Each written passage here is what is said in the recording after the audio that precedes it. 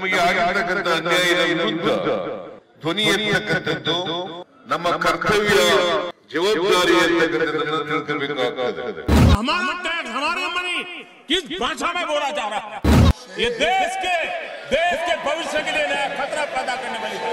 ಬರ ಪರಿಹಾರ ಸೇರಿದಂತೆ ತೆರಿಗೆ ಪಾಲು ಕೊಡುವ ವಿಚಾರದಲ್ಲೂ ಪ್ರಧಾನಮಂತ್ರಿ ನರೇಂದ್ರ ಮೋದಿ ನೇತೃತ್ವದ ಕೇಂದ್ರ ಸರ್ಕಾರ ಕರ್ನಾಟಕಕ್ಕೆ ವಂಚನೆ ಮಾಡಿದೆ ಅಂತ ಸುಪ್ರೀಂ ಕೋರ್ಟ್ ಮೊರೆ ಹೋಗಿದ್ದ ಸಿಎಂ ಸಿದ್ದರಾಮಯ್ಯಗೆ ಕಡೆಗೂ ಜಯ ಸಿಕ್ಕಿದೆ.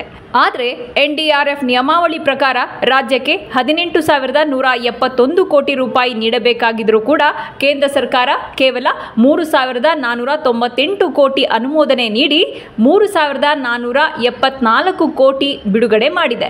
ಆದರೆ ರಾಜ್ಯದ ಬರ ಪರಿಹಾರಕ್ಕಾಗಿ ಈ ಹಣ ಸಾಕಾಗೋದಿಲ್ಲ. ಹೀಗಾಗಿ ಬಾಕಿ ಪರಿಹಾರಕ್ಕಾಗಿ ನಮ್ಮ ಹೋರಾಟ ಮುಂದುವರಿಯುತ್ತೆ ಅಂತ ಮುಖ್ಯಮಂತ್ರಿ ಸಿದ್ದರಾಮಯ್ಯ ಹೇಳಿದ್ದಾರೆ.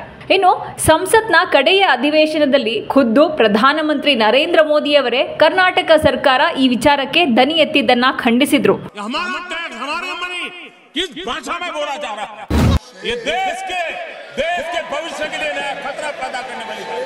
ಕಡೆಗೂ ಸುಪ್ರೀಂ ಕೋರ್ಟ್ ನಿರ್ದೇಶನದಂತೆ ಪರಿಹಾರವನ್ನ ನರೇಂದ್ರ ಮೋದಿ ಸರ್ಕಾರ ಬಿಡುಗಡೆ ಮಾಡಿದೆ. ಇದೀಗ ಸುಪ್ರೀಂ ಕೋರ್ಟ್ ಆದೇಶದಂತೆ ಕೇಂದ್ರ ಸರ್ಕಾರ ಬರ ಪರಿಹಾರ ಹಣವನ್ನು ಬಿಡುಗಡೆ ಮಾಡಿದೆ. ಇತಿಹಾಸದಲ್ಲಿಯೇ ಸುಪ್ರೀಂ ಕೋರ್ಟ್ ಈ ರೀತಿ ಬರ ಪರಿಹಾರ ಬಿಡುಗಡೆ ಮಾಡಲು ಆದೇಶ ನೀಡಿರೋದು ಇದೇ ಮೊದಲು. ಕೇಂದ್ರ ಸರ್ಕಾರ ಬಿಡುಗಡೆ ಮಾಡಿರುವ ಮೊತ್ತ ಬಹಳ ಕಡಿಮೆಯಾಗಿದೆ. ಈ ಬಗ್ಗೆ ಅಧಿಕಾರಿಗಳ ಜೊತೆ ಮತ್ತೆ ಚರ್ಚೆ ಮಾಡ್ತೇನೆ ಅಂತಿದ್ದಾರೆ ಸಿದ್ದರಾಮಯ್ಯ.